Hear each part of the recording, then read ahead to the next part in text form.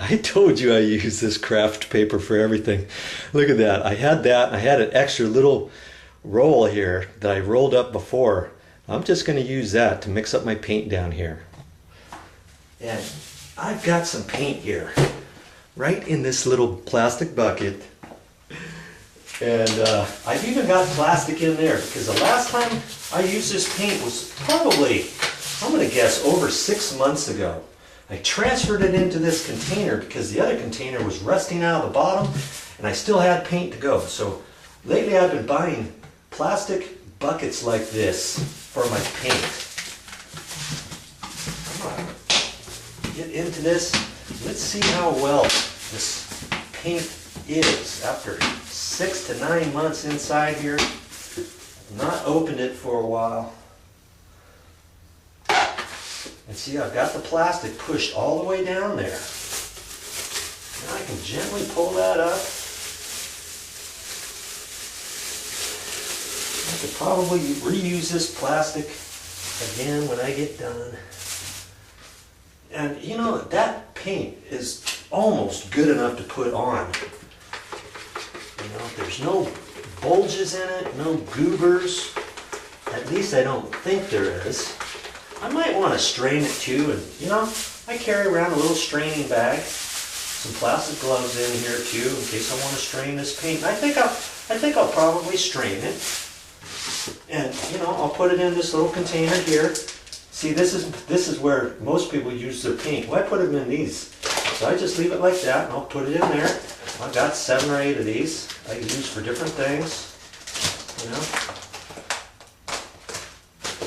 So that's all I'm going to use. You don't have to spend a lot of money to do your paint project. Here's my little 79-cent little crummy paintbrush that I'm going to use just to kind of clean up around the edges. And then I'll put the paint on with my little mini roller. That's it.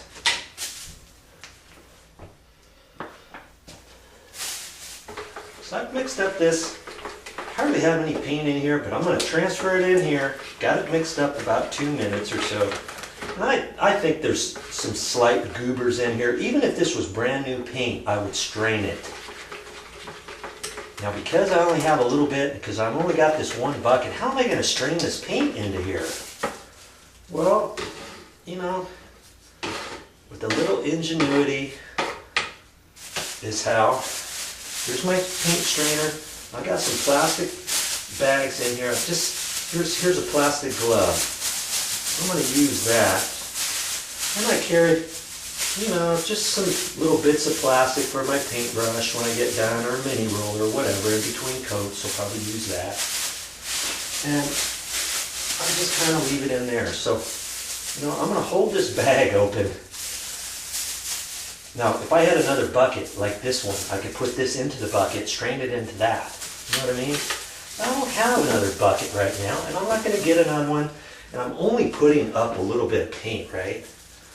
So I'm just going to pour this in this bag. Let's see how I'm going to do this here.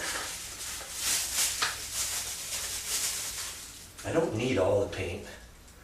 And I can do this. I got to make sure I get it into the bag, right? I don't want to pour it out because that's where the goober might be. If I had somebody else here, it'd be easier to hold this, but you know, for this little bit of paint, I can do it like this. Easy. Okay.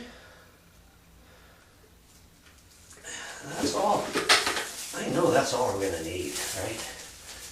Okay, so I could hold it like that. I got my plastic bag on my hand so I don't get paint all over the place.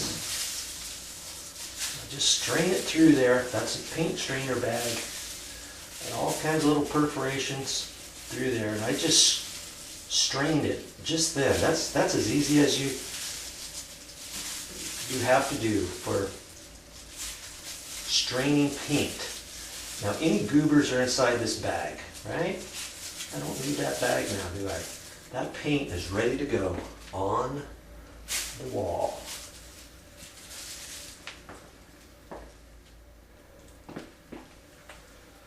Now what I normally do after I strain my paint from a bag like this, I'll take this and rinse this all out so it's ready to go next time I need this straining bag.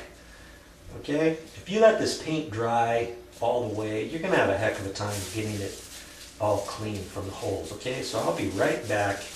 I'm gonna clean this up and get ready to go.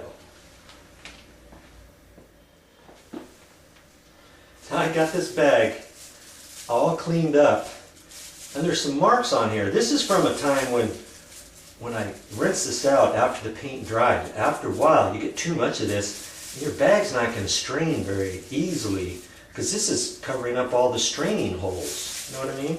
But it's still good enough for a few more times, so I just kind of keep it around. And I just rinsed off my plastic glove too. I can use this for next time.